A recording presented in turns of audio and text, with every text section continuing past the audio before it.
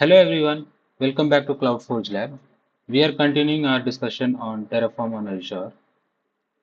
So till now we have discussed about providers, we have discussed about variable, locals, outputs, and modules in Terraform. In today's video, we are going to discuss about a remote backend, meaning how we can store the state in a remote backend. Okay.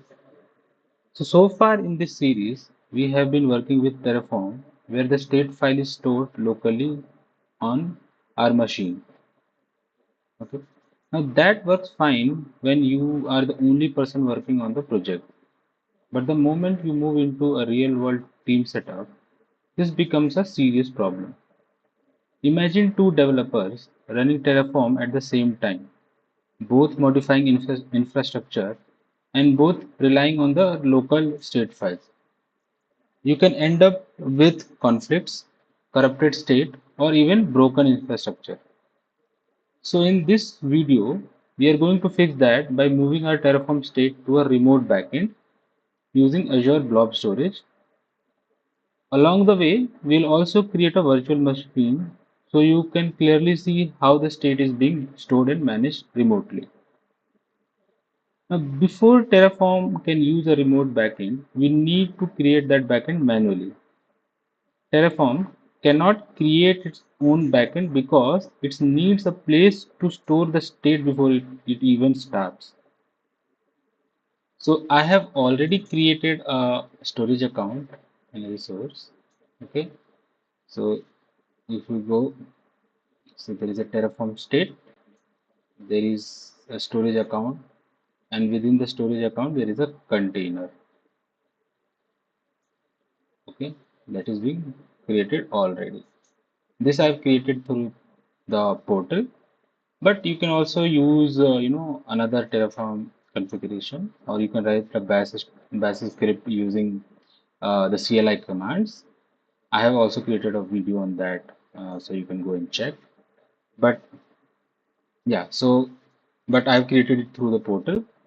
I know it's a bit ironical, but let's go with it for the purpose of our discussion. Okay, so our state file is ready. I mean the storage account which will store our state, right, in a remote backend is ready. Now, how do we set up? So in the Terraform block, the providers we had discussed, right? So we had provided required providers. In there is another block called the backend. Okay. So in the backend, we are using Azure RM. Okay.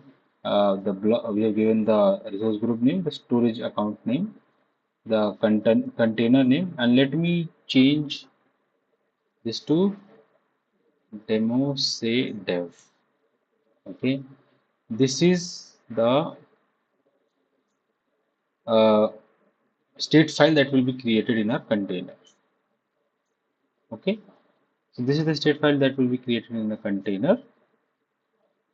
Now, I have created the actual infrastructure, the VM. So now start by creating a. So what we did is we create a resource group. So the resource group B is say VM demo resource group. So we are creating a demo resource group. So we for creating a virtual machine, we also have to create a virtual network and a subnet within which our virtual network will be placed. And we need, I mean, for the purpose of this demo, we don't need a public IP, but I'm just for completeness sake, I've created this. So there is a public IP that we are creating. We are attaching the public IP and the subnet information to the network interface card. Now this network interface card will be attached to the VM, and we are using a password. This is for a demo. We are using creating a Linux virtual machine. So this is the infrastructure that we have, you know, coded. So we have a resource group. So for this purpose, for this demo, the resource group for uh, the blob or the storage account, which is having the blob for our state file, is different resource group. The VM is in a different resource group. So So we'll first go and check whether that resource group exists or not. Okay. So if I go and say resource group, there is a Terraform state. We don't have the VM resource group. Okay, this resource group is not there. Okay. So we have the all the infrastructure ready and the setup that is ready. So what we will do is we'll give Terraform an input.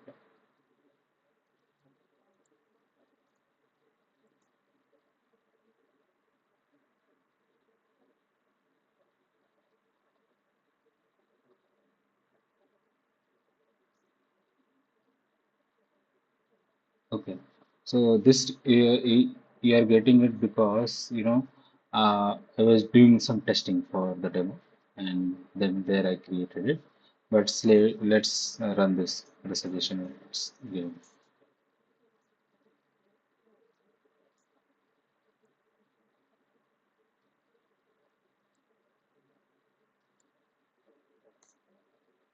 So it is initializing the backend.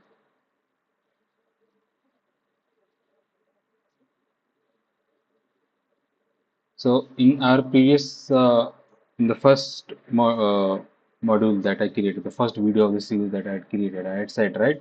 So when we run Terraform in it, the backend we initialized, since previously we were using a local backend, the remote, we are not using a remote backend.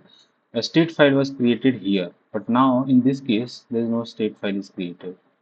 Okay, so we don't have the state file created here. So once the backend is initialized, the modules are downloaded. Since there are no modules, so we are downloading the provider settings. Okay, so this is done.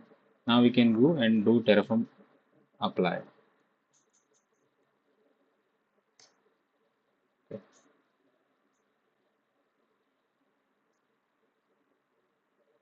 Okay. It will ask for a confirmation.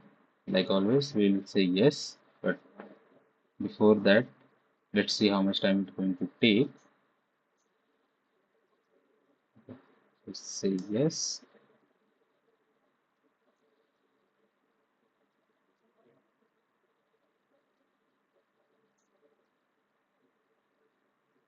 We are waiting for the resource creation, and the resource creation has started. So we will wait for it to get created and then we'll move on to the portal and verify.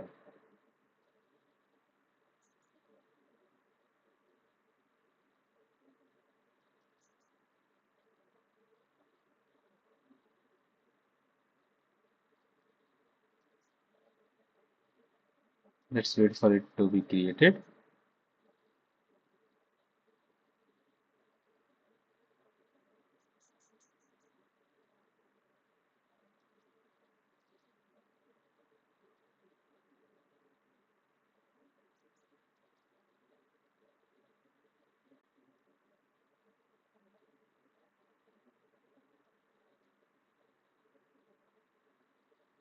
Okay, so the apply is complete and the virtual machine is created in Azure. And but the real magic is not the creation of the virtual machine. It's where the state is stored, right? If you see, there is no stored file here. So now let's go to the Azure portal, open our storage account and see there. So go to here. Okay, but first before see whether it is the resource group and VM is created or not. So this is demo and there is a VM created. All these components are created. Okay.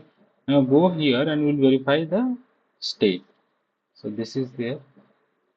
Okay, I go to containers. I go to this container, and this one I created during testing, and this is the VM. Okay. Now let let us download and check. Okay. So if you see just once, the state is being stored here as a JSON. Okay. So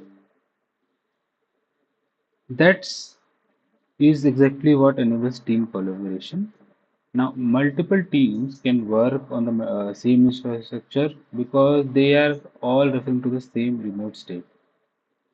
Okay. Azure supports state locking, which prevents two people from making changes at the same time. Now, one more important thing to remember here is that the state file can contain sensitive information. So you should always secure your storage account properly using access control and networking rules. And that's it. So we have moved our state file from the local